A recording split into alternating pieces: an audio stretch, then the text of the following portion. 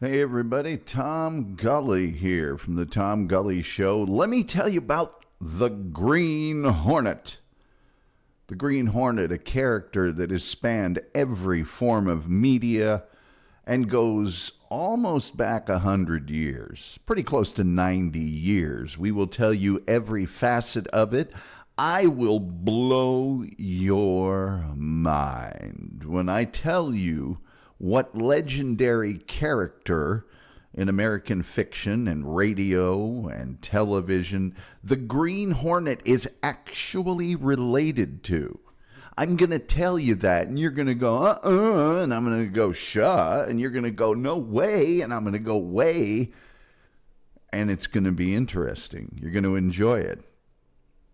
This is, of course, our cold open. We do this cold open for our audio podcast listeners amongst the 30 different audio podcast platforms that we're on. Those audio podcast people, man, they like you to get down to cases. They like you to get cracking. And so we open up the show this way because in a second, I'm going to play a couple of bangers, some songs from our musical director, Leon Kennedy, you see. And those allow people to stream into our live interactive YouTube chat room where people come on in and they spice up the show. They make it all spicy. However, if you're watching us on demand or you are listening to us on one of the audio podcast platforms and you don't like songs or don't want to listen to me, you just go right through them. Incidentally, I should tell you, I have provided links in our YouTube description for both you and those you know to get free episodes of The Green Hornet so that you can enjoy The Green Hornet for free. Completamente gratis. Don't cost nothing. You're welcome. I love The Green Hornet. I grew up with The Green Hornet. Everybody kind of digs the martial arts thing that was happening at the time. We'll get into all the associations with that. It's kind of fascinating. And we'll tell you about the Green Hornet, the Green Hornet's awesome set of wheels, Black Beauty. Cover it all. Stem to stern, start to finish. But first, a couple quick songs about me and the show, very meta. And after that, let me tell you about the Green Hornet.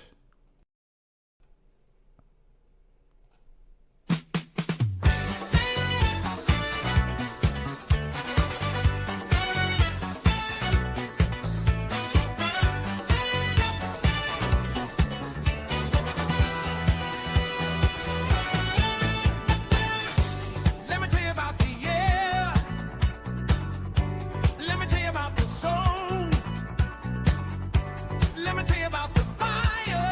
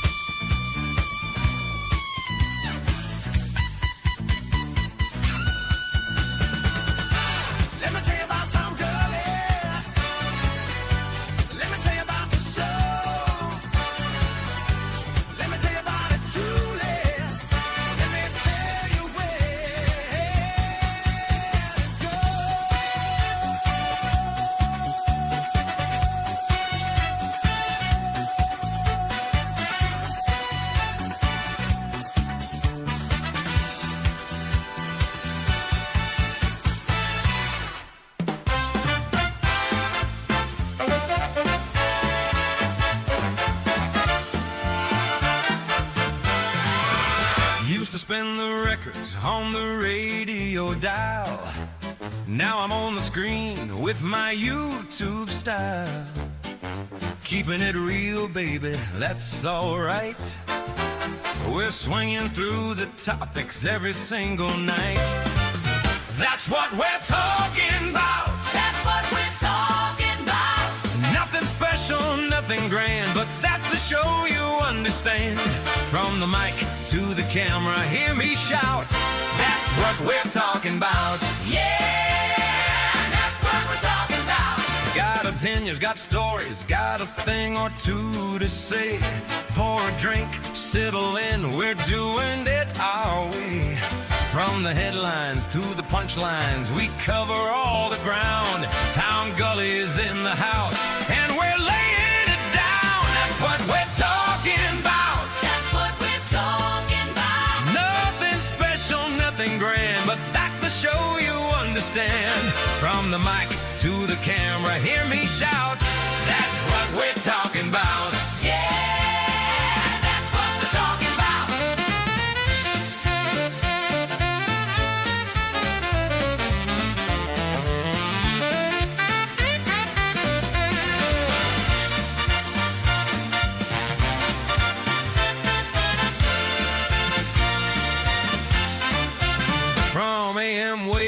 To the digital scene, still the sharpest talker that you've ever seen. We keep it real, we keep it sharp, we keep it true. Radio days or YouTube nights, we're breaking through. With a late night broadcast or the earlier show, we're talking about everything and things you didn't know. That's what we're talking about. That's what we're talking about. Nothing special, nothing grand, but that's the show you understand. From the night to the camera, hear me shout. That's what we're talking about. Yeah, that's what we're talking about.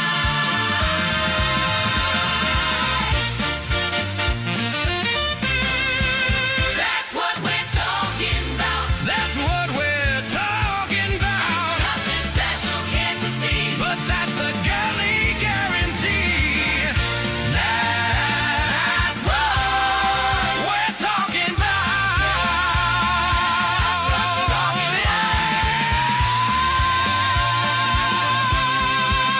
That's what we're talking about. That's what we're talking about. That's what we're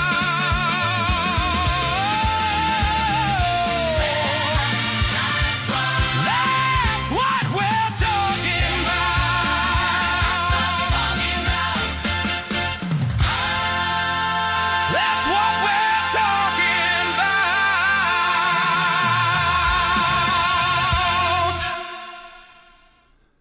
Hey everybody, what's going on? What's hot? What's hip? What's happening? What is shaking? Let me tell you about the Green Hornet. The Green Hornet, a superhero who has spanned 90 years and been the coolest of the cool throughout that time, and has an important link to another spectacularly successful hero that I will tell you about that most people don't realize. Even people that like the Green Hornet might not know this fact. Real super freaks like myself, yes.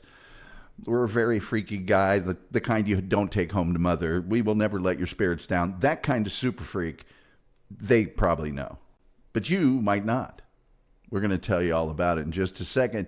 Do me a favor, though. Like, share, subscribe, retweet, notification bell, all those absolutely free things you can do. Only cost you a click to help us with the algorithm, the almighty, all-powerful algorithm, because we need it. And we need it bad. Also, if you go to our YouTube description, there's the PayPal where you give the most, I get the most. And you can go to the TomGulleyShow.com and go to our merchandise store. We've got all sorts of merchandise with our logo on it. A lot of people like the logo. It's kitschy, it's fun, it's hip, it's hot, it's happening.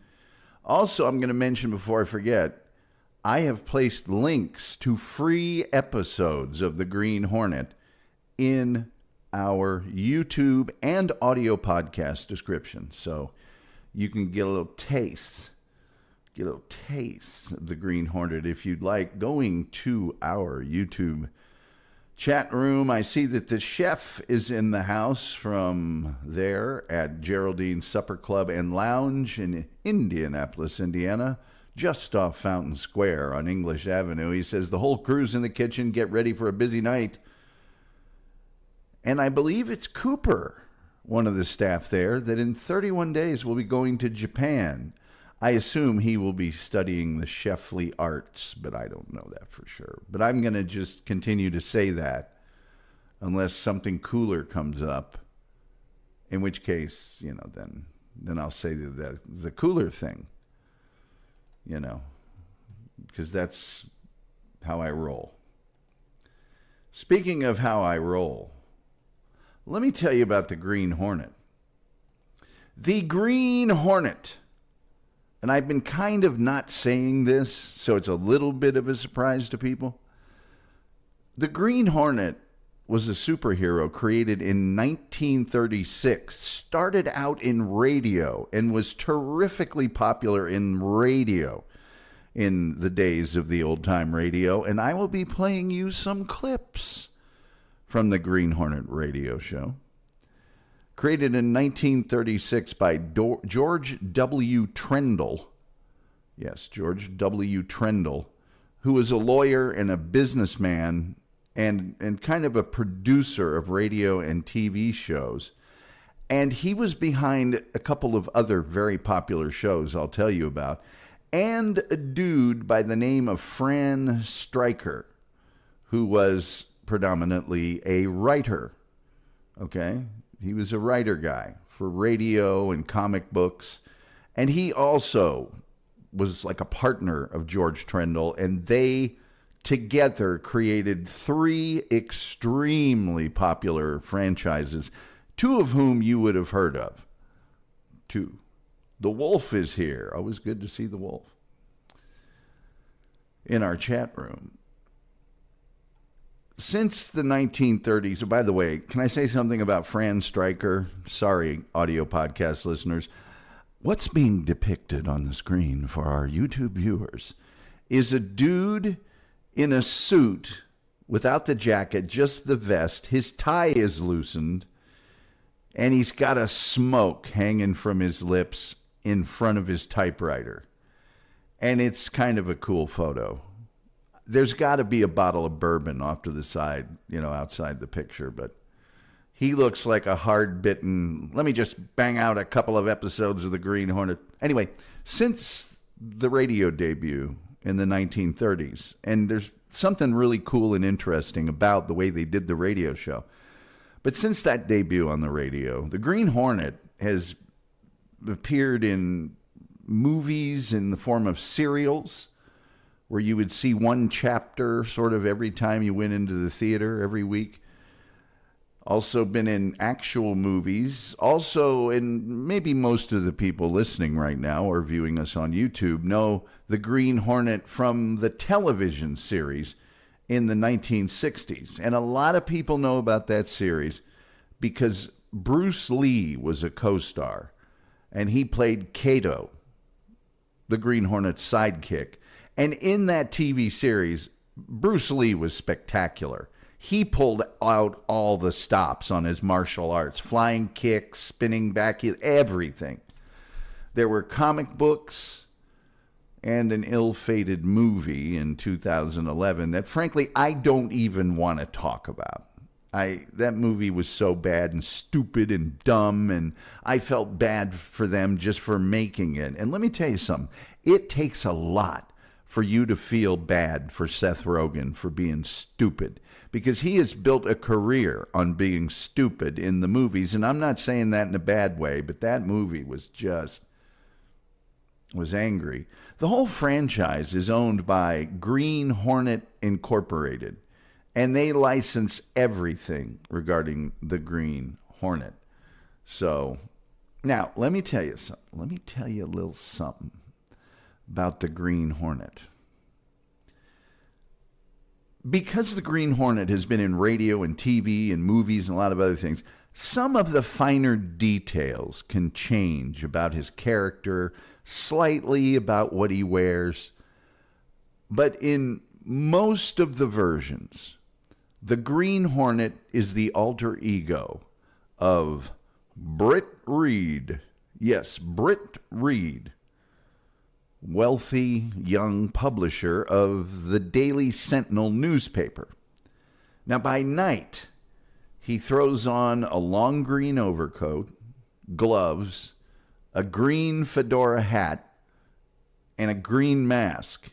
And he fights crime as the very mysterious vigilante known as the Green Hornet. And there's reasons that he became a vigilante that we'll get to later.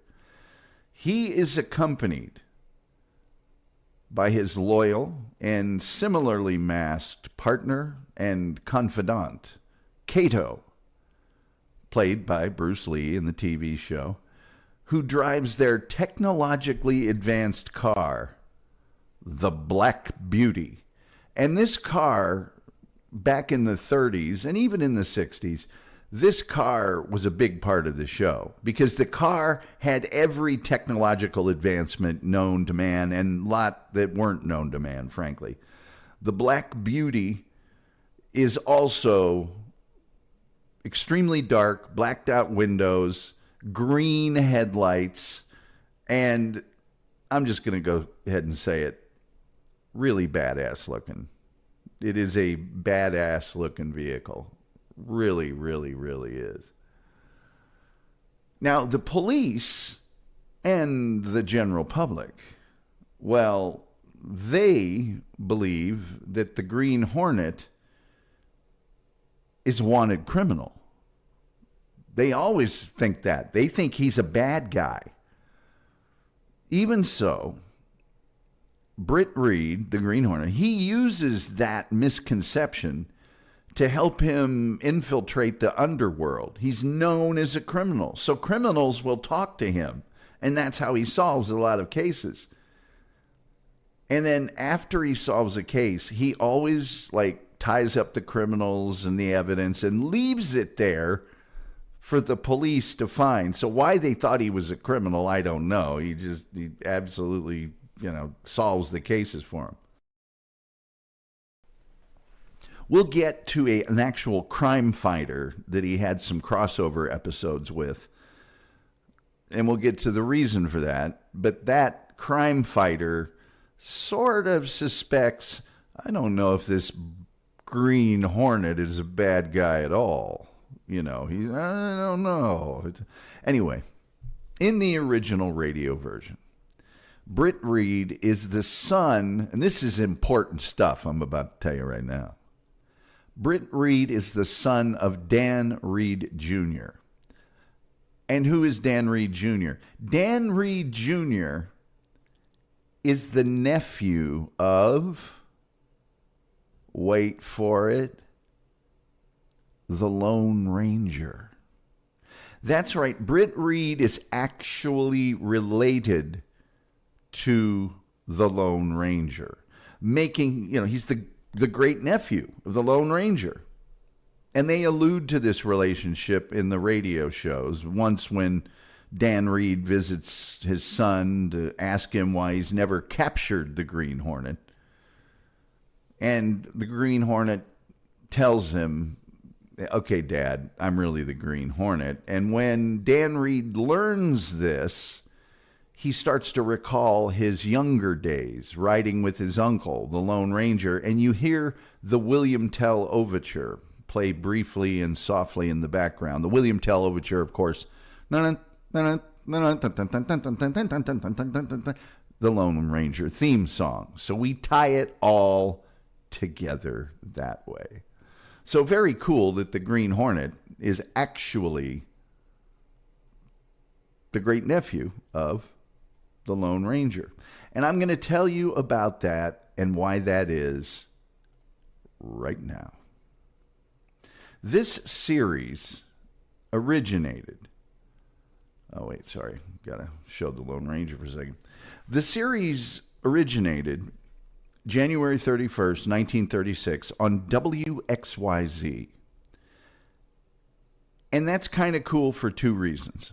Number one, it's a local radio station that was, and this was not totally uncommon, but the networks kind of produced their own stuff. Occasionally, a show on a local station, even a big local station like WXYZ in Detroit, would produce a show so good that the networks would pick it up and air it. This same local Detroit station originated two companion shows, one of which was, in fact, The Lone Ranger, and another was called Challenge of the Yukon. You might know that show better as Sergeant Preston of the Yukon. Starting just a little over 2 years later, the local station, WXYZ Detroit, supplied the series to the Mutual Broadcasting System radio network and subsequently to the NBC Blue network, which became ABC. And it basically kept airing until 1952. So the whole thing started in 1936 and went on till 1952. That's a long run for anything. I'm going to take a side detour here for just a second. I'm going to one day do a show about NBC Red and NBC Blue. There came a point in time when NBC had to split their network in half. It was becoming so big and so popular that they had NBC Red and NBC Blue. Eventually, NBC Blue was sold and became ABC. Anyway, the Green Hornet was sponsored by General Mills until 1948, and then the Green Hornet was sponsored by Orange Crush. What do you know? Now, the Green Hornet was distinguished by its use of classical music for themes and sort of ways to separate scenes during the show. I mean real classical music. Up tempo, but real classical music. I'm going to play you an example of that in just a little while, and it's at the beginning of the show. The Green Hornet was one of radio's best known and most distinctive juvenile adventure shows. It was really for kids. Adults listened to it, but it was a superhero show. The series detailed, Britt Reid. He was debonair. He published a newspaper, and he fought crime at night. With his faithful valet, Kato, Britt Reid, daring young producer and publisher, matches wits with the underworld, risking his life so that criminals and racketeers within the law may feel its weight by the sting of the Green Hornet. It's very, very exciting. What had happened was, in 1935, George W. Trendle, the WXYZ co-owner and managing partner who had spearheaded the development of the Lone Ranger, wanted to bring a similar series on the air because the Lone Ranger was doing big business, and other words in English. With the team he had formed for the Lone Ranger, writer Fran Striker, I'm just going to put Fran up on screen another time because I think it's such a cool picture, and director James Jewell, George Trendle sought to create a series that would show that a political system could be riddled with corruption and that one man could successfully combat this white-collar lawlessness. He liked the possibilities of a B sound, and you'll hear this when I play you the opening of the Green Hornet on the radio. Trendle directed it to be incorporated into the show, but the team started experimenting with names, and Trendle liked the name The Hornet. But that name had kind of been used elsewhere, and might have been problems from a copyright standpoint. The colors blue and pink were considered before they settled on green. The vigilante nature of what the Green Hornet was doing, right, quickly made him an outlaw himself, because the police didn't know what he was up to, and he was always around criminals and stuff. And Britt Reid said, this is great. This is fabulous. This makes the Green Hornet even easier to get to the criminals. And he was quickly thought to be the city's biggest criminal. Everybody would be, oh no, it's the Green Hornet. We're in trouble now.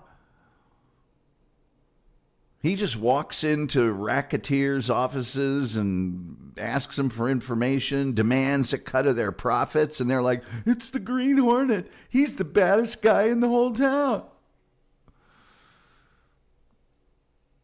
In doing so, the Green Hornet usually, made these guys go, well, we need to rub this Green Hornet out, and, gives him a reason to beat him up or shoot him or whatever he was going to do, and leave them for the police and not raise any suspicion at all regarding his motives. Now, the Green Hornet did have a little bit of a problem. Just a little bit of a problem. The show, not the character. Early on. Yeah, early on they had just a little bit of the problem. Take yourself back, if you will, to the late 1930s. Now, it's not yet 1941, but we were already having problems with a country called Japan.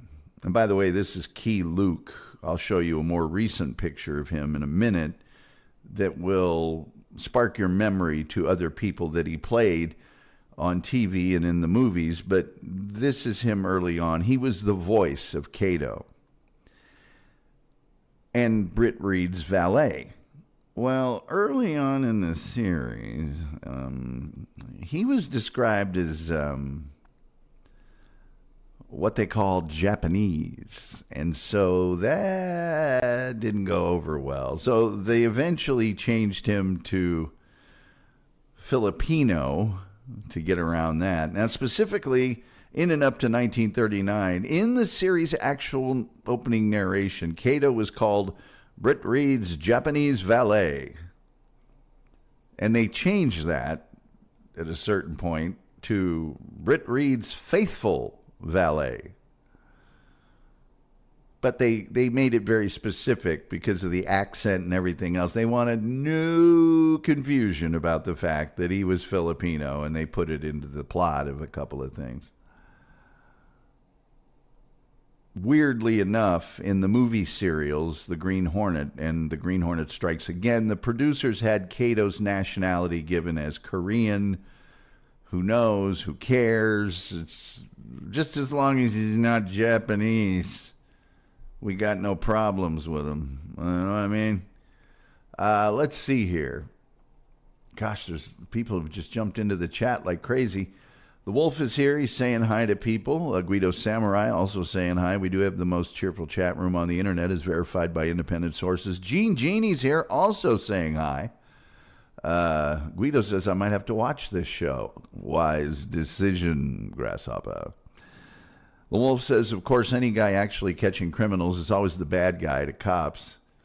You have to be on the job to stop crime. JC Vastgod is here. I'm just going to say he's here. I'm not going to mention anything that he says. Guido says, let's not get into that conversation, Kim. Let's see. Orange Amp stole that font. Wow, yes. Let's see. You should the serial classic Green Hornet, Guido. Watch the serial classic. Well, and I'll mention it again for those of you who weren't here or just don't like to pay attention to me. I have links to episodes of the Green Hornet on the radio and the television show for free in the chat of both the YouTube show and the audio podcast. So knock yourself out. Guido Samurai says, I usually only like heroes like Flat Top and Itchy, but Green Hornet sounds pretty cool. Green Hornet is so cool. We need a serial for the Gringo Giant, dealing with the threats against noise and children playing on the lawn, dealing with the threat of sinister yard workers. Oh, I have that show every day. When the series began in 1936, the opening narration originally began with the announcer proclaiming that the Green Hornet hunts the biggest of all game, public enemies that even the G-men cannot reach, referring to FBI agents. And remember, this show was wildly popular. Well, somebody had a problem with that, and that somebody, of course, was J. Edgar Hoover. And he was like, no, there's no crime fighting beyond our abilities. And so they changed the line to public enemies who tried to destroy our America. During World War II, the opening narration was changed to matches wits with racketeers and... I'm going to get this right. Matches wits with racketeers and saboteurs, risking his life so that criminals and enemy spies will feel the weight of the law by the sting of the Green Hornet. And they always used to say, Green Hornet. They'd draw that green out a little bit. And after revving the engine of the Black Beauty, the announcer would say, ride with Britt Reid as he races toward another thrilling adventure. The Green Hornet strikes again. Hornet sound. Britt Reid would then call out, hurry, Kato. Here's where we smash a... And then counterfeiter, bank robber, whatever, operation racket. So there. Now, the music for this show. This is super important. The music for this show was Rimsky-Korsakov's Flight of the Bumblebee. And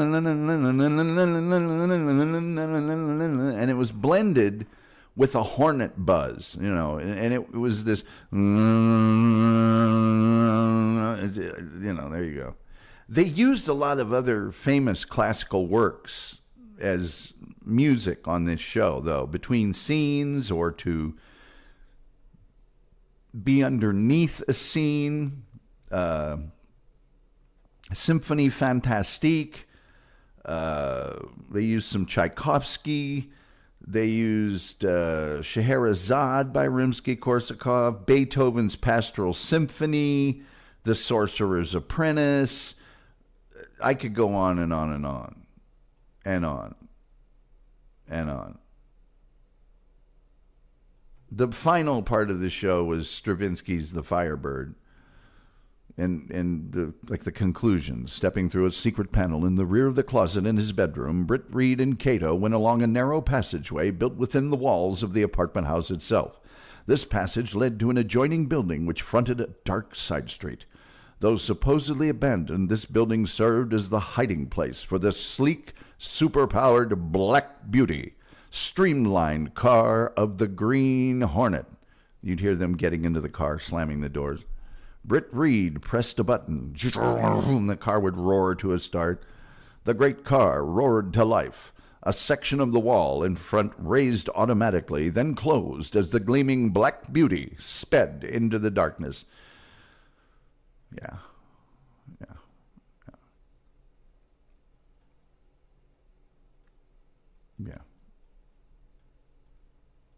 The Green Hornet was played by... on the radio. And it was on a long time, so there were a lot of guys who played him. Started off with Al Hodge, who later went on to play television's Captain Video on early TV, another kids show. Donovan Faust, Bob Hall, Jack McCarthy. The role of Kato was originated by Tokataru Hayashi, renamed Raymond Toyo by the series director because they didn't want a lot of, you know what I mean. Yeah. He was later played by Roland Parker, who also voiced the newsboy at the conclusion of each episode, who hawked the extra edition of The Sentinel which would carry the story of the weekly racket or spy ring that they smashed. And this is great because, number one, it was Britt Reid's newspaper. He owned the Daily Sentinel. So he could just tell them, hey, guys, get on it. But this kid would be Sentry Extra paper, police smash smuggling racket, foreign diplomat involved, read all about it, Green Hornet still at large, Sentinel Extra paper. Anyway, Michael Tolan and Paul Carnegie also played Kato in the series. Liz Weiss and Rube Weiss, who would later be married, that's why they have the same last name, appear in a number of supporting roles on the Green Hornet, and they did the same thing on the Lone Ranger and Sergeant Preston of the Yukon. Charles Livingston succeeded Jewell as director. Announcers who served as the narrator of the Green Hornet were Fielden Farrington, Charles Wood, and guess what? And people forget that this guy was in like entertainment for a long time. Future broadcast journalist Mike Wallace was the announcer of the Green Hornet. Can you believe that? Can you believe that? Also, one of the announcers on the Green Hornet, future ABC radio president Hal Neal. Yeah, the final announcer was Fred Foy. Yeah, he did it at the ending. Now, there were other characters on the Green Hornet. Don't go thinking there weren't. There were a cast of characters on the radio show, The Green Hornet. Britt Reid's secretary, Lenore Casey Case. And she had been secretary to Britt Reid's father before Britt took over the paper. Yeah. She was actually played by the director's sister. The only actress to play Lenore Case during the entire run of the series. She never left. Of course, Lenore was very open about her admiration of the Green Hornet and was loyal to Britt, although sometimes exasperated by his playboy ways, you know. And she was the only one who could verbally put down another character named Mike Axford, who was a reporter. And he was always hitting on her anyway, the creep. In the late 40s, in the radio production, she actually learns his identity, the identity of the Green Hornet, and becomes a sideman for him. Yeah, she's his beard after that. Mike Axford, yes. A bombastic former policeman who had been hired as a bodyguard, but then became a, reporter for the Daily Sentinel, has all these contacts at police headquarters. He, strangely enough, because they don't let him in on the secret, he goes after the Green Hornet worse than anybody else. I mean, absolutely worse than anyone else. He also was written out of the series. He was shot, and they had to write him back in because people got upset about it, Yeah. Another big character was Bill Gunnigan, the Daily Sentinel's city editor, always barking commands, sounding like he was on the verge of a heart attack. One of those guys. Kind of like Perry White on Superman. Great Caesar's ghost. What are you doing, man? Get downtown. Get me those facts. I need a story. One of those guys. Ed Lowry was one of the Sentinel's best reporters who admired the Green Hornet. Another confidant, another person who knows who the Green Hornet is Police Commissioner James Higgins. That was at the end of the series, though. That was at the end of the series. He had a bunch of enemies. Oh, my God, did the Green Hornet have enemies? I'll tell you about them in just a second. On the radio. On the radio dial. Guido Samurai says, of course they did. Let's see. The Wolf says, I used to practice the flight of the bumblebee on my horn every day. Suki's here. Says, happy to be here. We're darn happy to have you. Oliver Perry, also known as the Great Detective, was a famous private investigator who was the Green Hornet's biggest enemy. I mean, I'm not even going to do all of the things that he used to, like, bribe people. He had a car built that could match the Black Beauty for speed. He impersonated the Green Hornet to try and trap Britt Reid, but that backfired on him. He uses female operatives to try and lure the Playboy out of Britt Reid. He just does all of this stuff. He just was a crumb bum, but he was the big enemy. Like most of the other radio programs at the start of the series, the Green Hornet was broadcast live. And before May of 1938, recordings were not made of any of the episodes. Regular recording of the episodes for the purpose of rebroadcasting by individual stations began in April of 1939, and then recordings were made of every subsequent episode. Would you guys like to hear some episodes of the Green Hornet? Would you? I bet you would. I bet you would. I bet you'd like to hear the Green Hornet. Uh-huh. Let me just put a better Green Hornet picture up real quick. And then I will play you as much as I can. You're not going to believe how long they play Flight of the Bumblebee at the start of this, because we're used to things happening so fast. But imagine you're like 9 years old and the Green Hornet is your favorite show, and you're just listening to this music, just knowing it's going to be crazy, exciting. And so, anyway, here's an episode from July of 1941 called Money for Mr. X.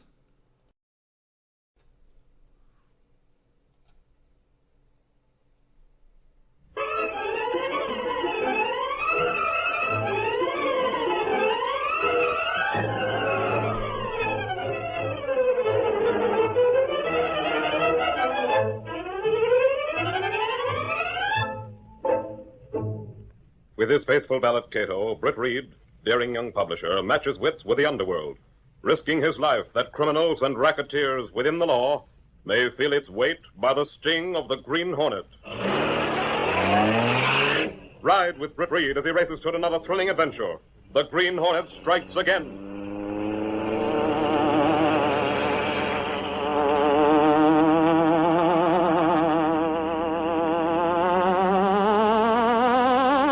Hurry, Kato. We're out to smash a numbers racket.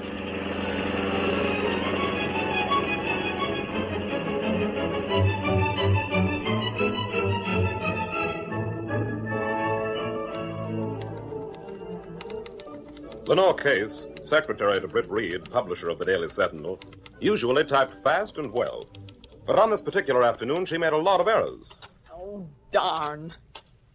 She kept glancing up at the door, waiting for it to open. Miss Case had something on her mind. Hello, Casey. Oh, it's you. Huh? Now, ain't that a fine way to say hello? The way your face fell when you seen me wasn't flattering. Who was you expecting? Mr. Reid. Suffer snakes, Casey. You're so loony about Reid you can't even keep it a secret. Wasn't that, you lug? Sure it was. You're not fooling Michael Axford, Casey. You're in love with your boss and You should be writing a lovelorn column. If I did, I'd put your story first, Casey. Well, you'd be wrong. Is that so? Well, Oh, get out. I'm busy. Well, I'm waiting for Reid too, Casey. Will he be long? No. Am I disturbing you? Yes. You don't mind if I wait? You can do as you please, but stop talking, if that's possible for you, Axford. Golly, Casey, you don't have to get riled. Just keep quiet. I will. Oh, Mr. Reid. Oh, what's the excitement? I had a letter here, someplace around. Well? I was here a moment ago. Keep looking, Miss Case. It must be important. Gosh, it is. Okay. When you find it, I'll... Hey, Reid, I got something on my mind. And I ain't misplaced it neither, like Casey done that letter. News? I ain't sure. But you recall that crook Kane? Kane? Yeah, he was in the state pen. Now he's out. Well, what about him? Nothing much, Reid. Only he's sporting a roll that would choke a horse, and nobody knows where it come from. Kane has a lot of money, huh? Yeah, Reid. It's awful suspicious. Kane was jailed for racketeering, wasn't he? Uh-huh. I wanted to ask you, Reid. Seeing as I used to be on the police force, maybe I ought to give the Sentinel the benefit of my valuable experience. Meaning what? Meaning I ought to sleuth after Kane for the newspaper. All right, Axford. You've got an assignment. Good gravy. Did you hear that, Casey? Don't bother me. I'm a reporter. Reid just gave me an assignment. Look, I'm searching for a letter and... Why, you... Oh! Hey, break it up. What's the feud? Casey, you shouldn't get so mad. That letter... Huh? That letter I've been looking high and low for. What have you got in your hand? In my... Oh, I must have picked it up off the desk without thinking. Do you ever? I'll take it, Axford. Yeah. Is this the letter you were disturbed about in this case? Just read it. That's what I... Well, I told you. Suffering snakes, Reid. What is it? it's a warning note to the Sentinel from Mr. X.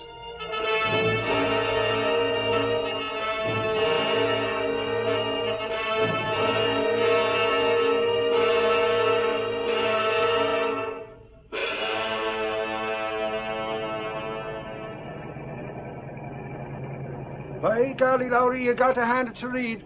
He ain't scared of nothing. You mean this Mr. X business? The door told the Sentinel to lay off. Well, I think we should. You what? Now, look, Casey, don't get me wrong. I'm not yellow. Go on. Okay? Who is this Mr. X?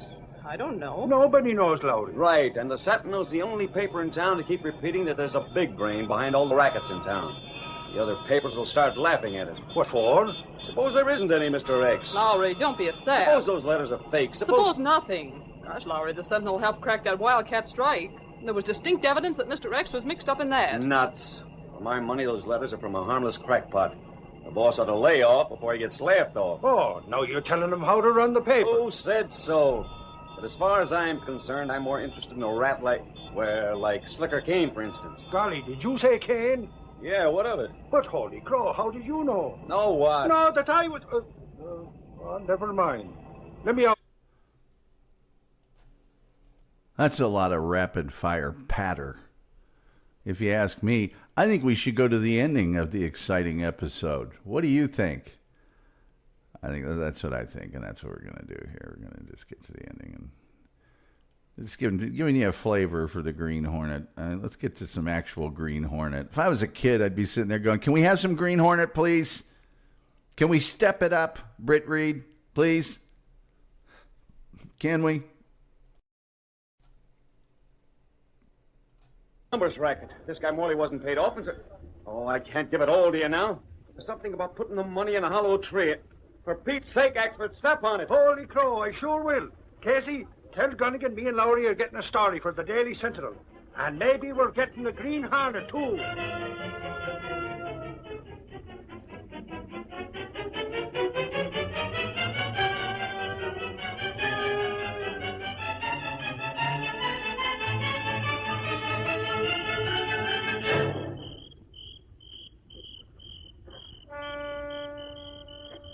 Britt, it's Kane and Bragg. They come this way. Yes, we beat them here. It's dark. They not see us. Never mind. We'll be back out of sight. We'll watch for Mr. X to join the party. And you gotta believe me. I don't know nothing about this, no. I don't know a thing about it. Tell it to Mr. X. No. Oh, that guy gives me the creeps just hearing about it. I won't be able to talk if I see him. You won't see him. It's dark. Okay, here's a tray. Put that cash in the hollow. Yeah. You won't shoot me, will you? In the hollow, Chisley. Yeah, okay. When Mr. X hears how you crossed him up and took this dough, your life won't be worth a plug nickel. I've already heard Kane. Mr. X! You have a gun, Kane. Use it now without waiting for police. Police! Help! Give me that rod! Let go, you rat! Mr. X! Mr. X! We'll help you, Bragg. You ain't Mr. X. Where is... Take it, Kane! Yes, can't breathe that. Whoever you are, thanks. Thanks. That takes care of you, Bragg. Yes, I am here, sir. You took care of him? I gassed Kane and punched Bragg. He'll come too just as the police get here. But, Kato, what about Mr. X? Oh, so sorry, Mr. Britt. Mr. X, not find him. It's too dark. He get away fast. He got away. Kato, we... Never mind, Kato. Mr. X's turn will come. Now we'd better do likewise. Get away fast before the police come. Follow me.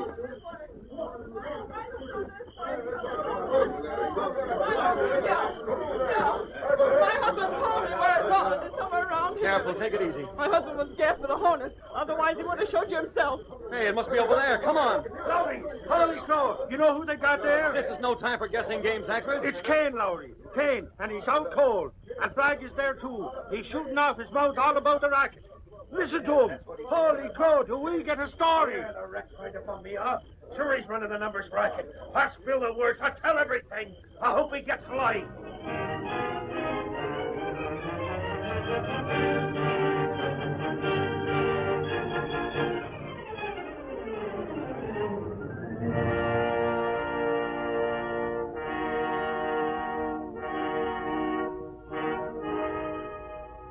And that's the whole story, Mr. Reid.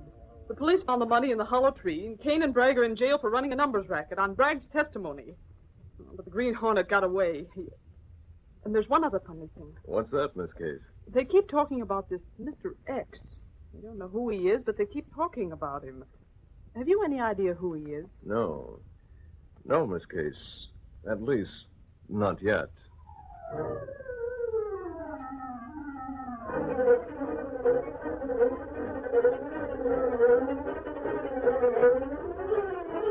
That's electric, baby! Police jail numbers, racketeers, that hoodlum talks! Mysterious Mr. X involved! Read all about it! Green Hornet still at large! That's electric, baby!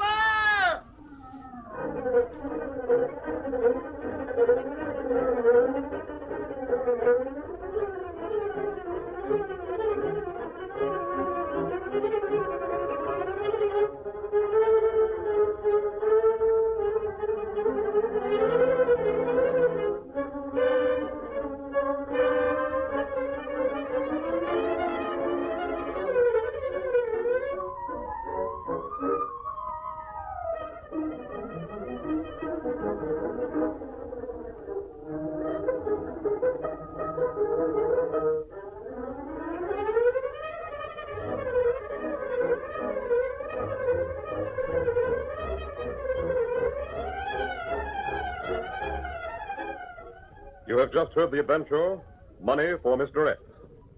These exciting dramas originate in the studios of WXYZ Detroit and are sent to you every Saturday at the same time. They are copyrighted features of the Green Hornet Incorporated. All characters, names, places, and incidents used in this drama are purely fictitious. Yeah, we get it. That didn't have much Green Hornet in it. But I have another one right here, all queued up. Let me see what's in the chat room first. Suki says, does this make Tom a part of Extended Radio Universe? Oh, God, I'm so Radio Universe. Leon Kennedy says, I'm on for at least 2 weeks, Tom. Is it time for a co-host show? Well, it's time for a special guest. I'll even say special guest star. For you to be a co-host, we'd both have to host someone else. These aren't my rules. These are just the universal truths of radio. But special guest star? Oh, of course. Yes, by all means. I'm going to be moving soon, so we'll work that out through the magic of email. Guido says, Tom is radio. The radio universe is part of Tom. Mr. XXL, says Suki. Those violins are going nuts. WXYZ Detroit? Yes. The very same. This episode is from 1943. It's called The Murder Gas. Special guest star Scont. Leon, why would you do that to us? You're the special guest star, Leon. You would be the special guest star. But if you got a topic or something you want to do, just hit me up via email and we'll do it. On a Friday night. That's if I'm not making my 18-hour, 1,200-mile drive with all my worldly possessions. Anyway, this one's called The Murder Gas. I'll try to find some actual... I'll scrub through it and try to find some actual Green Hornet tough talking to criminals, which this particular previous episode did not have.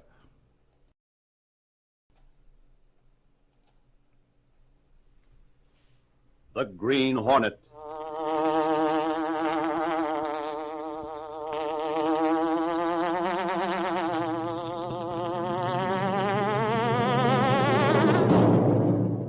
hunts the biggest of all game, public enemies who try to destroy our America.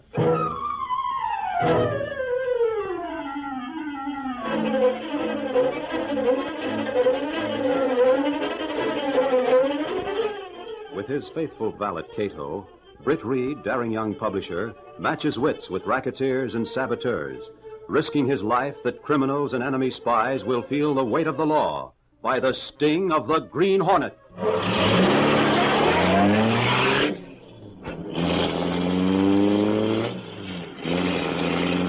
Ride with Britt Reid in the thrilling adventure, The Murder Gas. The Green Hornet strikes again.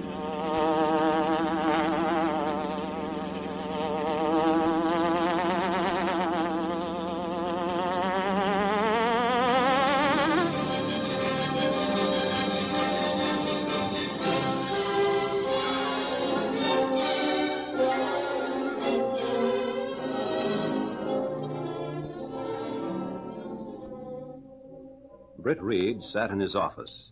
Lenore Case stood at the side of his desk. If something isn't done about him, he's going to think he really is a reporter, Mr. Reid. He's traveling with Lowry today. Miss Case, I told Axford to locate Dr. Lockhart. I know you did. And that's something he might be able to do if he'd put his mind to it. His experience as a cop should help him on locating a missing person, but no, not Axford. He came in with a negative report and then rushed out to go on something with Lowry. Well, what did Axford report on Dr. Lockhart? Well, the doctors closed his laboratory and left the city. Well, whom did Axford speak to? Lockhart's secretary? Yes, he reported that Lockhart's secretary wouldn't tell where he was, and then he went out in a rush. A rush, huh? Yes. Lowry had a call on a suicide. Axford went to help him cover it. Oh, I see. Well, did Axford express any curiosity about Dr. Lockhart? No. He didn't even wonder why I wanted him located? No, Axford's curiosity is slipping. So it seems. Mine, however, is not. No? Well, I thought you'd want whatever we had on the doctor, so I took his file from the morgue. Well, there's even an obit written for him. The doctor is an old man. Mr. Reid, he's been working on a gas. You knew that. Yes. Several years ago, he was interviewed, and he announced at that time that he was working on a new gas. He felt that it was a variation of the gas that's used by the Green Hornet. I remember. That was when my father got steamed up and kept the long-distance phone humming. He was insisting that we keep in close touch with the doctor and enlist his help in combating the Hornet. Well, following your instructions at that time, someone kept in close contact with the doctor. He was interviewed about every 2 weeks. He reported progress, but slow progress.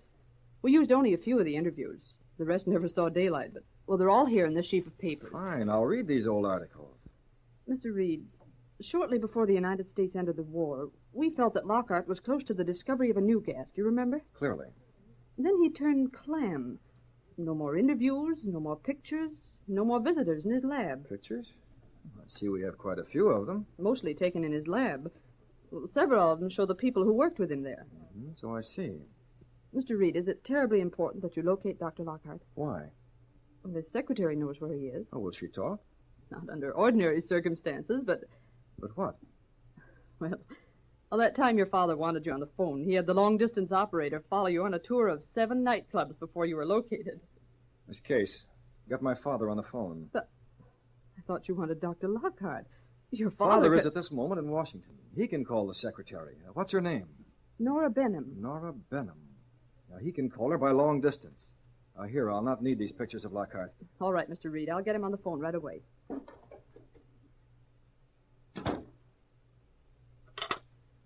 Hello, operator. Mr. Reid wants to speak to his father. Try the Mayflower Hotel in Washington.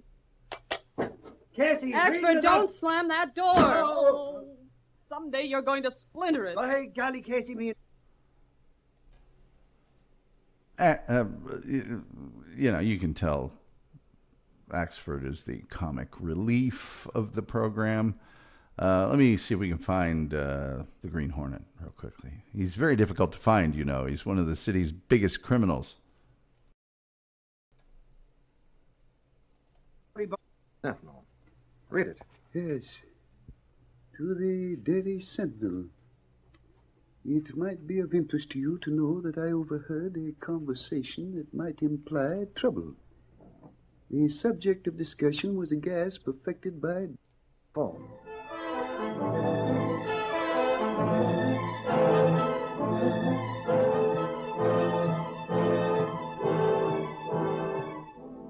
That evening, in the privacy of his bedroom, Britt Reid made careful preparations with his trusted valet, Kato. I made sure Axford would be at police headquarters for the next few hours. That'll keep him out of our way. Yes, Mr. Britt. If we only hadn't been in such a position when we heard that enemy agent speaking on the phone, Kato. I know. Just a voice, that's all. By the time we got where we could see the phone, he was gone.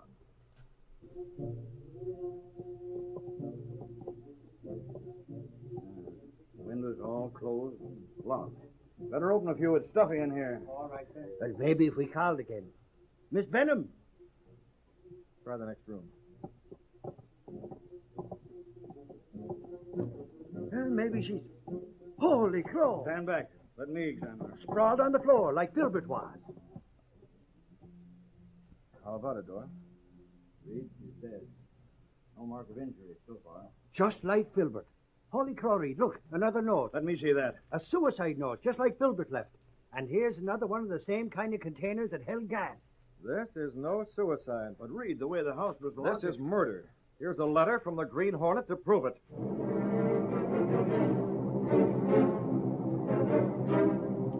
X will make appearance tonight at the Varden house. Kato, he has to. If he doesn't get the formula tonight, he'll lose his last chance. Here's Mask of Green Hornet. Right. Now we're ready. Stepping through a secret panel in the rear of a closet in his bedroom, Britt Reid and Kato went along a narrow passage built within the wall of the apartment house itself. This passage led to an adjoining building which fronted on a dark side street. Though supposedly abandoned, this building served as the hiding place for the sleek, superpowered Black Beauty, streamlined car of the Green Hornet. Britt Reid pressed a button. The great car roared into life.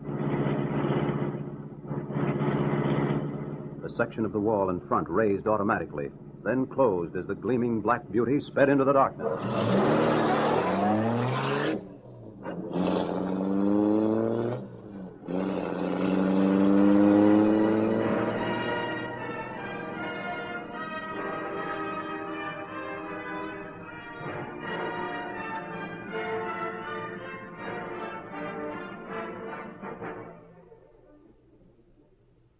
I don't see how anyone could get into the house, Varden, with those guards outside. But as you said, Dr. Lockhart, this foreign agent must be devilishly clever.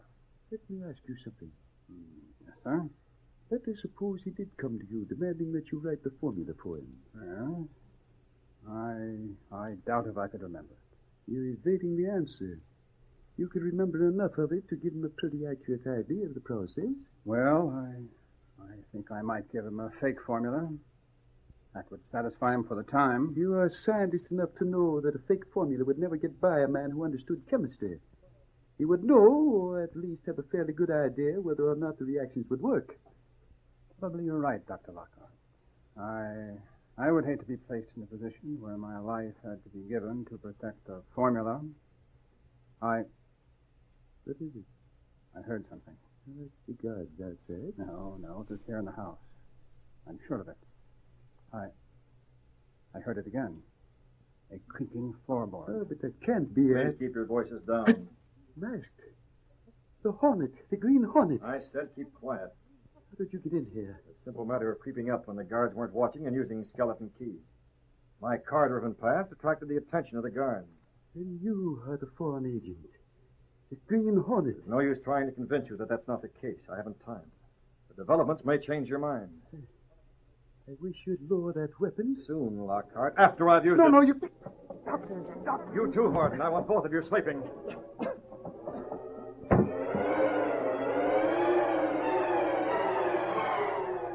Barton and Lockhart slumped unconscious to the floor. Then the Green Hornet acted with deft fingers and lightning-fast movements. He injected a serum into the arm of each man. Then he stripped off his hat, topcoat, and mask. He pulled a wig over his head, fixed a beard to his face, and applied makeup. He then took his seat in the armchair recently vacated by Dr. Lockhart. The minutes reached an hour, and then half of another hour while Varden and Lockhart remained unconscious in a bedroom of the house. From time to time, Britt Reid went to examine them and checked their respiration. Sleeping comfortably enough. Yeah, they'll be good till morning. He resumed his seat and his vigil, breathing through filtering plugs that fitted his nostrils. Then a dark figure moved through the rooms. A man poked a gun toward the young publisher and spoke in a guttural voice. Don't move. Oh, at last. You're covered, Dr. Lockhart. I think you know why I'm here, nicht wahr? I assume you came for a formula. Exactly. Already 2 of your stupid hirelings have been stubborn. With you, it's different. You have ones whom you love. If I could have dealt directly with you in the first place, those others need not have died. I suppose you brought a sample of the gas to use on me in the event that I refused to cooperate, eh? To be sure. Yes, the police would hardly accept 3 suicides. The police. How did you get by the guards? My aides made a slight disturbance across the street. It was that simple. I slipped in when their attention was diverted. Now, you will write the formula. You can go to blazes. So, you think because there are 2 of you here, will I have enough gas And to... so have I. Try mine. You... I show you...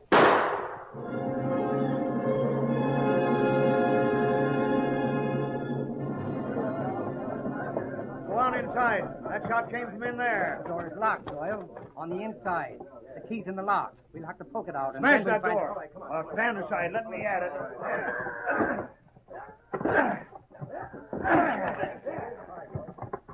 Look here, on the floor. That's not Varden. Or Lockhart. Go through the house, Jake. Okay. Parker, you and Steve look to the rear. Right. Come on. This guy's not dead. Turn him over. That's it.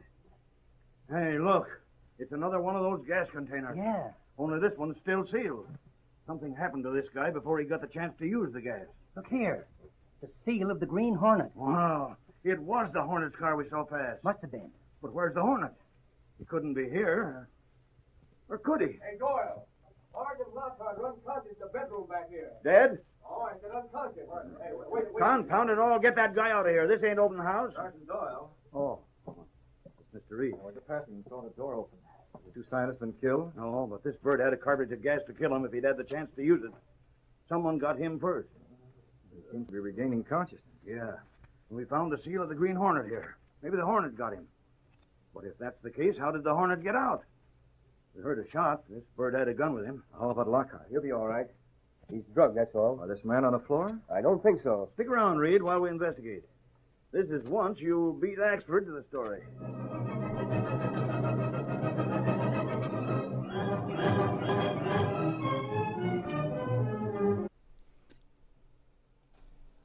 So as you can see, the Green Hornet, once again, through subterfuge, sheer daring, and intelligence, has managed to save the day and leave the criminal there for the police to find. Now, that's a pretty rough plot device every week.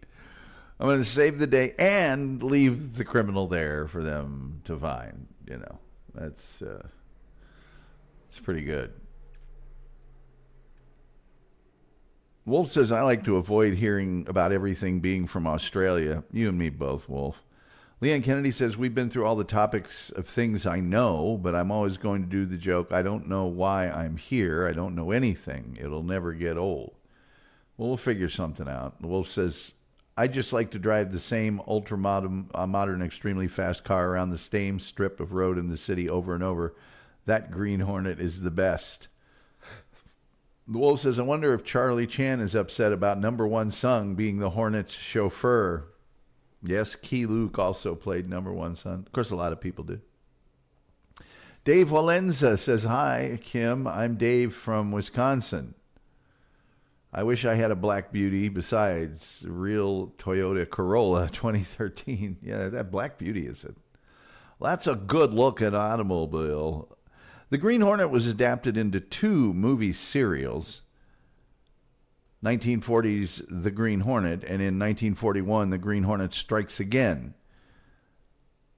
Republic Pictures gave the Lone Ranger 2 serials, and George Trendle did not like them. So he went to Universal Pictures, and the results were much, much, much better. These serials are not bad at all.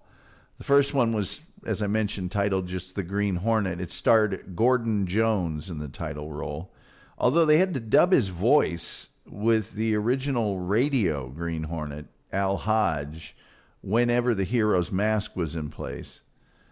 The Green Hornet Strikes Again stars Warren Hull and Key Luke. And by the way, Key Luke played Kato, yes. He was number one son in the Charlie Chan films, but many of you may notice him as Master Po from Kung Fu. Also starring in both of these serials was Ann Nagel as Lenore Case, Britt Reid's secretary. Wade Bottler as Mike Axelford, the reporter, former news police guy. Ford Beebe directed both of these serials. They did very well. And, the screenplays were both done by the same two people, George Plimpton and Basil Dickey. The Green Hornet had 13 chapters, while The Green Hornet Strikes Again had 15 installments. I'm with The Wolf. I didn't check, but I bet you can find all of those on YouTube or somewhere. The Hornet and Kato smashed a different racket in each one and pretty much followed the format of the radio show, don't you know?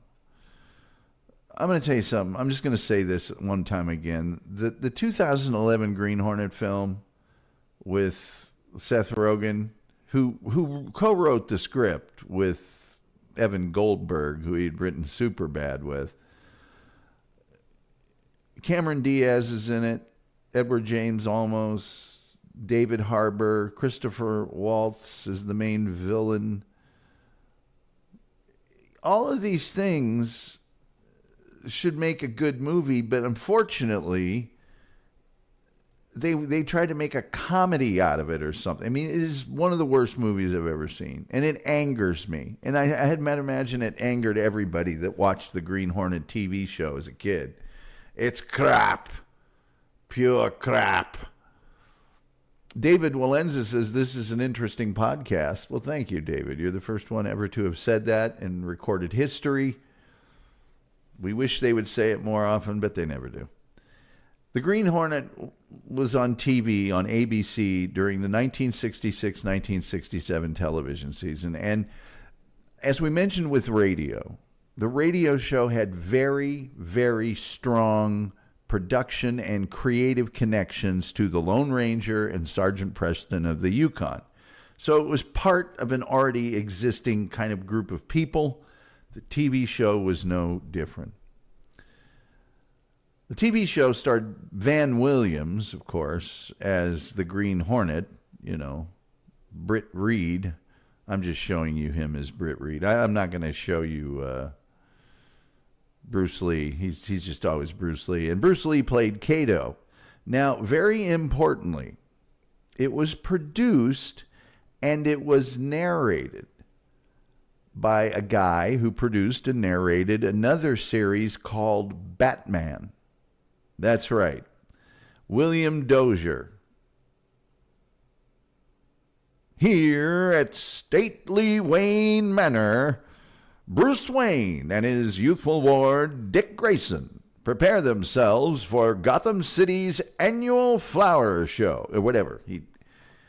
He originally wasn't even going to do the voice, but he had been doing it as a sort of a placeholder for the pilots and everything else. And finally, people just went, you do that pretty good. Now, sadly, and by the way, you can see all the episodes of The Green Hornet, all 26 episodes on YouTube. The Green Hornet television show was only on for one season, although it did have that very strong relationship with Batman. ABC actually repeated the series after it was canceled. They kept showing it for a while. With the later success of Bruce Lee as the world's greatest martial arts star in the movies, the series has become quite a cult favorite. There's some really great stories about the crossover episodes. Yes, the Green Hornet crossed over into Batman, I believe, on 3 separate occasions. And on one of those occasions, Batman has to fight the Green Hornet, and the Kato has to fight Robin. On the set, Burt Ward was soiling his underwear at the notion that he was going to have to fight Bruce Lee. Importantly, the Van Williams Bruce Lee Green Hornet TV show, you can't get it on home video because of licensing issues. 20th Century Fox has always had the broadcast rights, so you can show it on TV. That's not a problem. But the non-TV rights are controlled by the owner of the character. Way back in 1935, 1936, George W. Trendle, and he controls the Green Hornet Incorporated. Now, Trendle died in 1972, but the Green Hornet Incorporated lives on. So there you go. There's just a few differences in the TV show. Lenore Casey, she knows Britt Reid's dual identity, which she didn't in the radio series till very, very, very late in the series. District Attorney Frank P. Scanlon also knows Britt Reid's real identity. And in the TV show, Britt Reid is fighting crime, even though he's a rich playboy, because his father had died in prison after being framed for a crime he did not commit. So there you go. There you go. Obviously, Van Williams was the Green Hornet, right? We all know that. That's a given. Van Williams is the Green Hornet. Everybody knows that. Bruce Lee was Kato. And I got to tell you, I'm going to say it again. I said it earlier in the show. Kato's martial arts in this show are just through the roof spectacular. I know his movies are, but the fight scenes were much shorter and much more contained on the TV show, and they're just explosive. They really did make Bruce Lee a big star just by playing the sidekick on this show. You know, they really did. Wendy Wagner played Lenore Casey, secretary, one of the two people that knew Britt Reid's identity. Incidentally, sorry, audio podcast listeners, I just want to point out, I don't know who Wendy Wagner's PR people were. This is the worst publicity photo, 8x10 glossy, I've ever seen in my life. It is absolutely horrifying. She's actually more attractive than that. Even if you don't think she's that attractive, she's meant to be an attractive lady, and in the TV show she is, but in this picture, she looks like she just ate a bug or something. It's not great. The Wolf says, hi, Dave. Yes, people saying hi. We do have the most cheerful chat room on the internet. It was verified by independent sources. Suki says, oh, my God, so Tom is part of the Batman universe. You bet your bippy I am. The Wolf says, our Japanese Bushido is the finest in the world. Lloyd Guff played Mike Axelford in the TV show, police reporter for the Daily Center. Now, the other guy that knew, the identity of Britt Reid being the Green Hornet was a guy named Walter Brooke. Yes. He's the only one that knows he's a good guy. And then, of course, William Dozier was the narrator for the TV show, of course. Despite efforts over the years to turn the Green Hornet into a TV show, once in 1951 and 1958, George Trendle, the creator, couldn't make that happen. And it wasn't until Batman became a smash hit in the 60s that the network, ABC, decided, okay, let's take a shot at this. We've got this other superhero character that's popular in comic books. Let's do it. And so they gave it to William Dozier because he'd done a great job with Batman. And they got the stars together. And the difference is that unlike the sort of campy, humorous, not taking itself seriously Batman show, right? The Green Hornet on television was played straight. It was a real serious, thing. It was probably for kids, but it was not done in such a campy way. It was canceled after one season, but like I said, Bruce Lee's popularity just shot through the roof, and his movies were popular in Hong Kong. Bruce Lee was raised in Hong Kong, and the show was actually marketed in Hong Kong as the Kato show. Bruce Lee was the one that was insistent that Kato was a martial artist, not an American-style fisticuffs fighter. And that made the directors rethink Kato altogether. The Green Hornet was the first time on American television or in the movies that the vast amount of the American public saw real martial arts fighting. And that was one of the things that made the show as popular as it became. Van Williams, the Green Hornet himself, actually took lessons from Bruce Lee so that he could do some of the kung fu and some of the martial arts himself. And as I mentioned, the Green Hornet and Kato appear in 3 episodes of Batman. They're in an episode called The Spell of Tut as a brief cameo, just very, very briefly. And they were in, remember when Batman and Robin used to walk up the side of a building that they were obviously not walking up the side of, but people would stick their head out and talk to them? The Green Hornet and Kato appeared in one of those. But then they also appeared, and if you remember, Batman's show was 2 episodes really made 1 episode. There was the cliffhanger and then the payoff.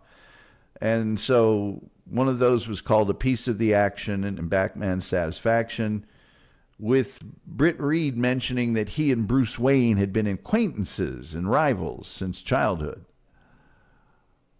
Though all of the other characters in the story are led to wrongly believe that the Green Hornet and the Kato are villains, as on the radio show, there was an actual villain in the episode. And at the very end of the episode, Robin's like,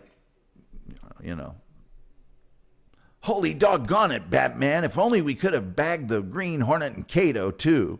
And Batman did a kind of a, I don't know, Robin. I have my suspicions that the Green Hornet may not be the criminal he's been made out to be. You know how Batman was. You know how Batman was. Yeah, I think you know how Batman was.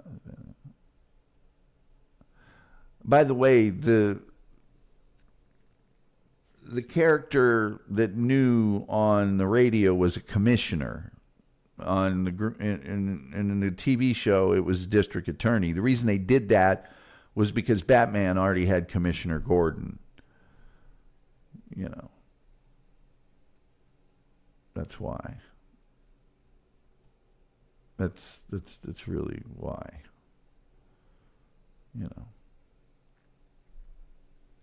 Also, by the way, a big difference from the radio show that people notice that love the radio show. On the radio, the Green Hornet wore a mask that covered his whole face. And on the TV show, he just wears kind of that Lone Ranger mask. So, there you go. Also on the TV show, the Green Hornet carried a telescoping device called the Hornet Sting, which was kind of like a cane, and it projected an ultrasonic sound wave. He usually used it to open a locked door or set something on fire by vibrating it with ultrasonic sound waves, or to threaten criminals to get information, right? It also made that hornet sound from the radio, In one episode called The Secret of Sally Bell, the Hornet used it to explode a thug's gun. And He also had the knockout gas. Also in the television version, and this is like from the martial arts, from the throwing stars, Kato used green sleeve darts to give him a ranged attack he could use to counter enemies at distance and in hand-to-hand combat. And those were like little hornets with a point at the end. Yeah. Now, the theme music and the opening, and this is super important. They did use that Rimsky-Korsakov Flight of the Bumblebee, which was really strongly identified with the Green Hornet on the radio. But they jazzed it up quite a bit. It was arranged by Billy May, legendary trumpet player, and then the solo was performed by Al Hirt. And Al Hirt recorded a longer stereo version of the theme with a different arrangement, and oh my God, it was just incredible. You've heard it, and I'm going to tell you where you've heard it, but that Al Hirt version, da da da da da da da. Da, da, da, da, da, da, da, da, da.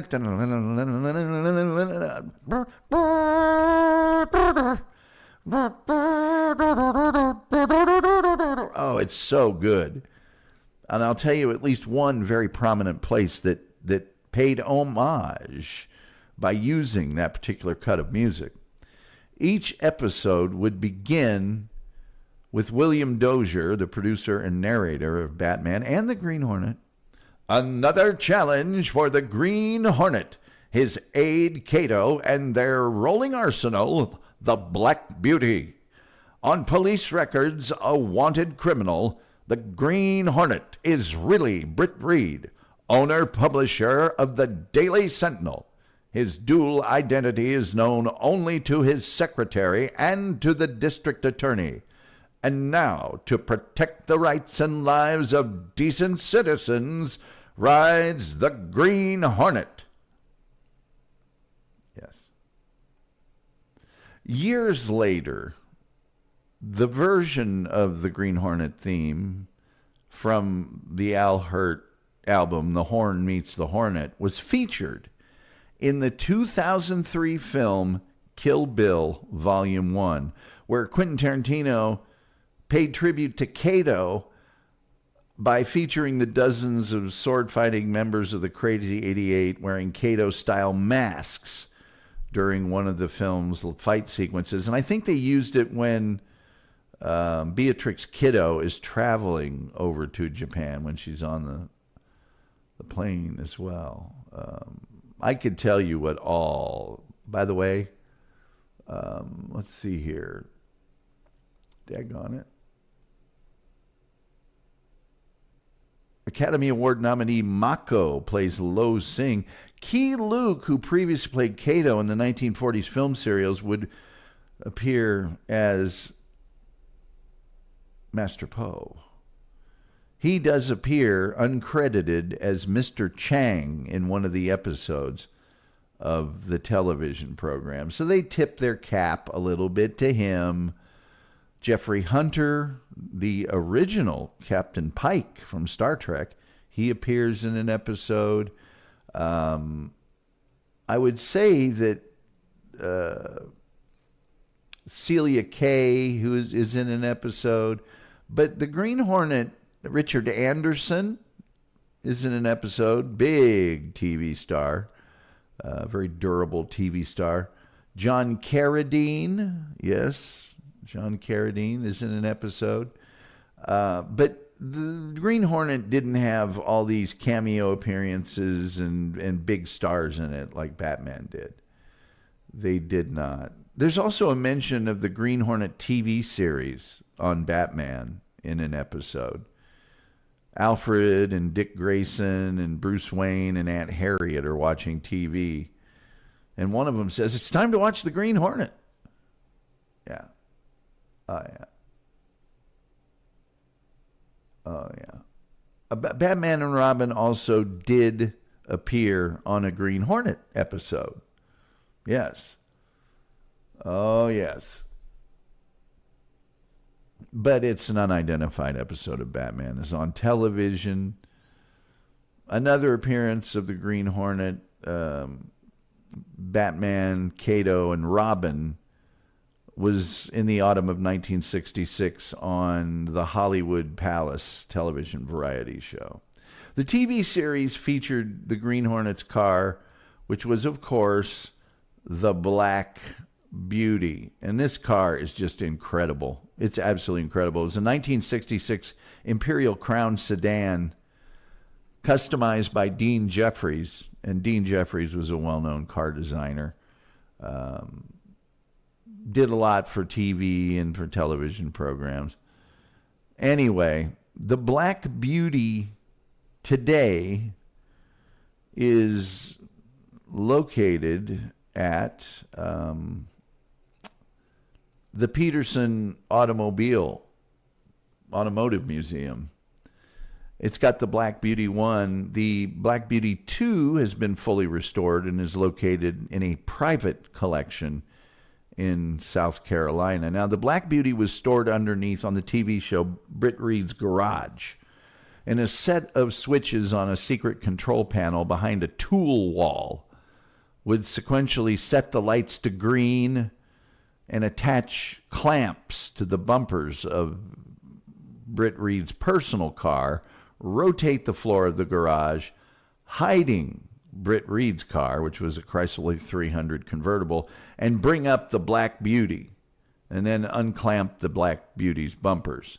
And the Black Beauty would then exit the garage through a rear hidden door and enter the street from behind a billboard advertising the not even real product, Kissin' Candy Mint, with the slogan, "How sweet they are." Yes. The Black Beauty had a rear license plate number of V194, and it could fire explosive charges from tubes hidden behind retractable panels below the headlights, which were rockets with explosive warheads. It had concealed, when not in use, drop-down knockout gas nozzle in the center of the front grille. And the vehicle could launch a small flying audio-video surveillance device, referred to as the scanner, but it was really a drone, through a small rectangular panel in the middle of the trunk. Working rockets and gas nozzles were incorporated into the trunk lid as well. Now, there are other appearances that are significant of Kato and stuff. There's a 1993 movie, semi-fictionalized, called Dragon, the Bruce Lee story. And there's a producer that Bruce Lee, who's played by Jason Scott Lee in the movie, he meets a producer called Bill Krieger, which I assume they just changed William Dozier into that guy to avoid getting sued. Robert Wagner actually played that character in the movie after a martial arts tournament and being hired to play Kato in the Green Hornet series.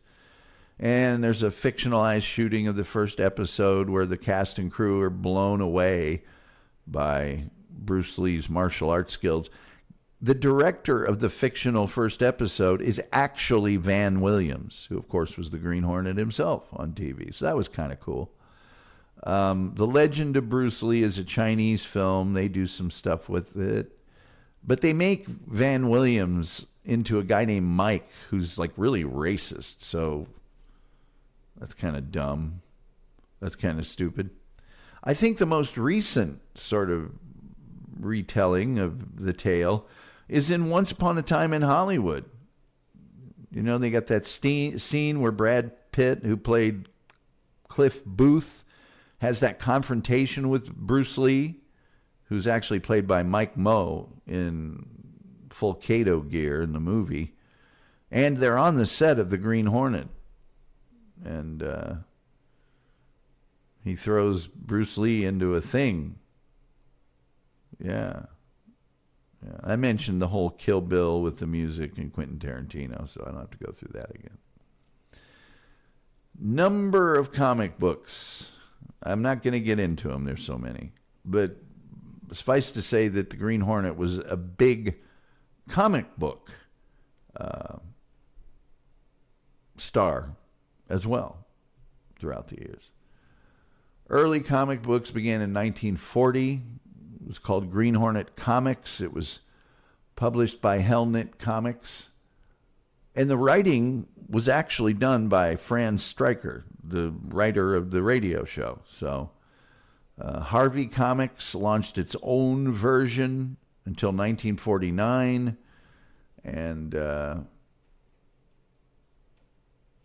Dell Comics published the Green Hornet. 1967, when the TV series was brought back, Gold Key Comics did something with it. Now Comics produced a whole series in the 80s, the late 80s. And the Now Comics considered the 1960s television character to be the nephew of the 1930s and 1940s Britt Reid. So Dynamite Entertainment currently has the rights to the Green Hornet, and they do stuff with that. And there's a ton of merchandising. Since the 60s, there's hardly any. The 2011 movie that sucked so bad had a 6-inch action figure and a die-cast Black Beauty. Hollywood Collectibles made a full-size prop gas gun replica. Hardee's and Carl's Jr. promoted that movie and had some kids' meals and toys and employee uniforms and some things. And a grand prize as the Black Beauty car from the film. In 2012, Factory Entertainment released screen-accurate replicas of the Hornet Sting, the gas gun, and Kato's dart from the 60s TV series. A plaque signed by Van Williams was included in the limited run of signature edition replicas. God, I would love one of those. Funko Toy Company released a bunch of specialty series stuff in 2018. And in 2021, Diamond Select Toys announced a new line of Green Hornet and Kato collectible merchandise in partnership with the Green Hornet Incorporated and the Bruce Lee family. They included a mini bust of Kato and various action figures of Kato in different outfits. In 2022, Aurora Plastics Corporation, under their Polar Lights brand, reissued a model of the Black Beauty car from the 1960s TV series. Aluminum Model Toys released their own model kit of the Black Beauty in the same year. There's a bunch of sort of popular cultural references. Aretha Franklin's 1967 album, I Never Loved a Man the Way I Love You, contains the song Save Me, which contains the lyric, calling the Cape Crusader, Green Hornet, Kato 2, I'm in so much trouble, I don't know what to do. Bill Cosby parodied the Green Hornet in his radio program in the 70s called The Brown Hornet. Brought it back for Fat Albert and the Cosby Kids.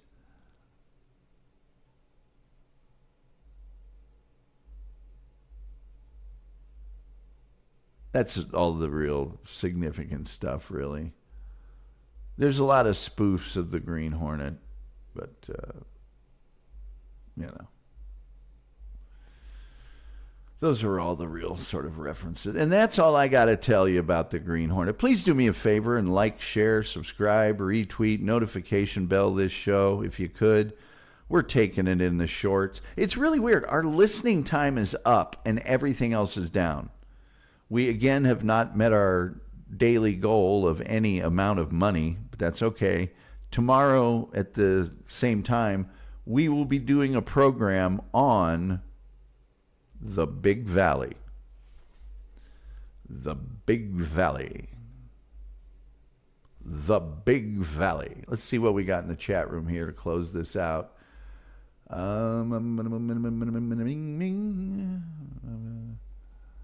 Suki says, is there any other Bushido? Serbian Bushido? Polish Bushido? David Walenza, has anyone listened to the radio or the Lone Ranger? Oh, we cover all that here, David. I've listened to it all. David says, I've never been to Australia ever. You're not missing anything. The Wolf says Bushido is Japanese. Suki says, but Serbian Bushido is better. Yes, Dave, and I stood where they fell. Yes, the Wolf has been to Tombstone, Arizona, and the OK Corral. Not according to the Bruce Lee movie. They specifically claim their Japanese Bushido is the finest in the world. Do you know any like karate or judo? Kim, Miss Chuck Norris. We just did a show on Chuck Norris the day after he passed away. If you go to our YouTube page, you can listen to that. Suki says he also used a telescoping cane to dispense Pervitin. Pervitin somehow always makes its way into the program. In fact, if you heard the second episode of the radio series that we played and that the German secret agent that got in there, I'll bet you credits to Navy Beans that German was on Pervitin when he tried to attack the Green Hornet. Just seems like he would be, right? Let's see. Martin Grammer, Terry Salmon have a good book out on the Hornet. Sorry, I'm not as I should be. My bad, very bad. Sorry, that's okay. Holy cow, that car was explosive. Well, they kept saying "Holy crow" during those radio stations. The Irish guy, Mike Axelford, "Holy crow, holy crow." Maybe this is a show, guys, like more than ladies. Had a hard time seeing the little photo. Sorry, Kim. Kim says happens to me every day. It's worse than that, David. His full name is Kimberly. Ladies do come in here on a regular basis. That is true, Wolf. Not sure if they have an avatar showing a 22-inch arm on it. David, if it'll help you, Kim Warfield is known as the Wolf. That might help you a little bit. David says there were 2 early TV guides or 3 Batman Green Hornets, so Superman. Or some words to that effect. All right, I got to pick a song for the ending of the show. I think I'm going to pick the Passing in the Night song. Dun dun dun dun dun dun dun. If there's somebody that loves, and I mean loves, the Al Hurt version of Flight of the Bumblebee, it's this guy right here. It's this fellow right here. It is so good. It is so good. Da da da da da na na na da na na na da na na na na. The Wolf says you could play Birdland. I was working for Ball State on some stuff one time, and at the time the school was trying to rename the football field, and I lobbied so hard for Birdland, or maybe it was the gym, one of the two. Either one of them could be Birdland. Because they play, as the Wolf knows, they play Birdland before the start of every game of any kind there, appropriately. And they call the basketball arena the Nest, which is just dumb. That doesn't, there's no, and then because the people who gave all the money for the football stadium upgrade are called Shoemen, they call the stadium the Shoe. And I'm like, I got a hot news flash for you. Probably every college student on earth has a shoe. It's not that proprietary. It's not that ownable. Of course, I wanted to also call it Peck Your Eyes Out Stadium, so I probably can't be trusted.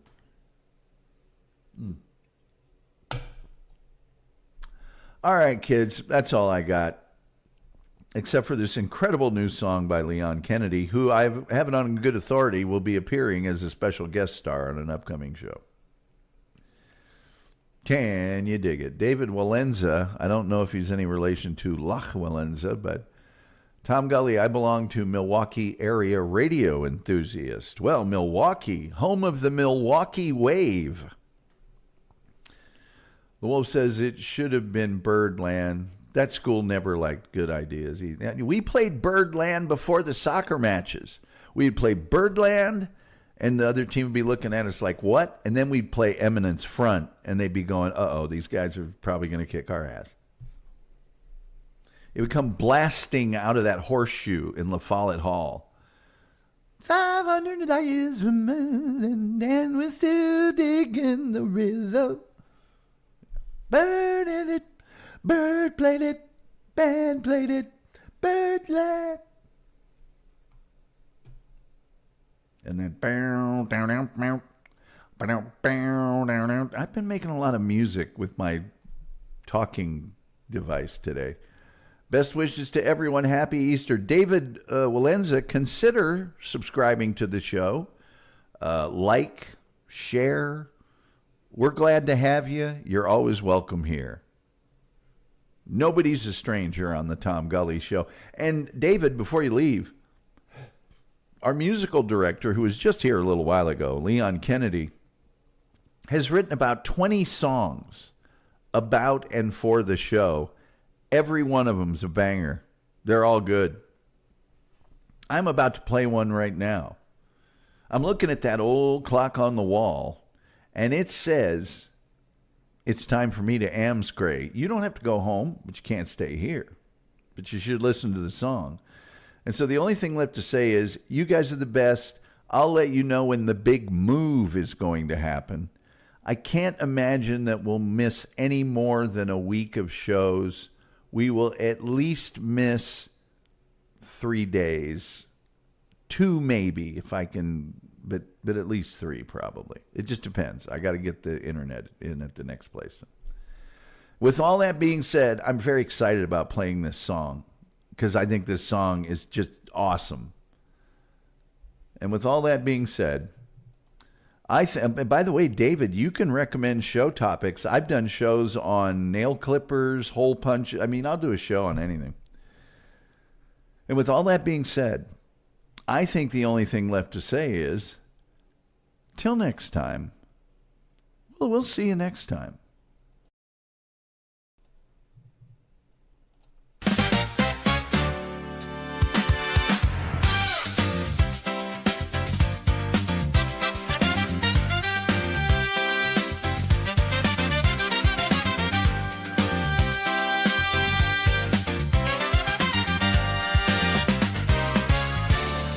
Passing by an exit, like reflections low. You're leaving behind what you've come to know. Turn that dial as the white lines roll.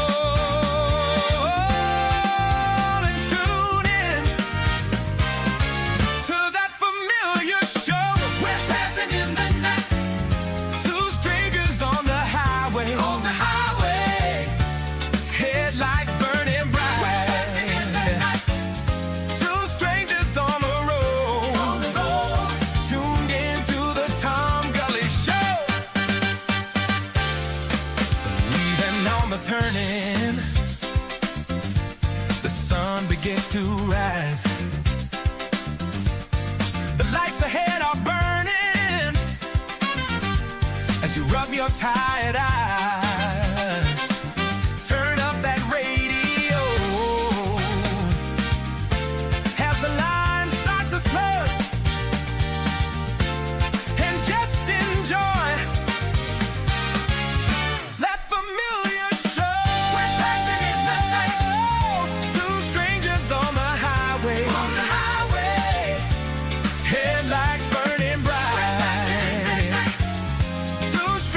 on the road.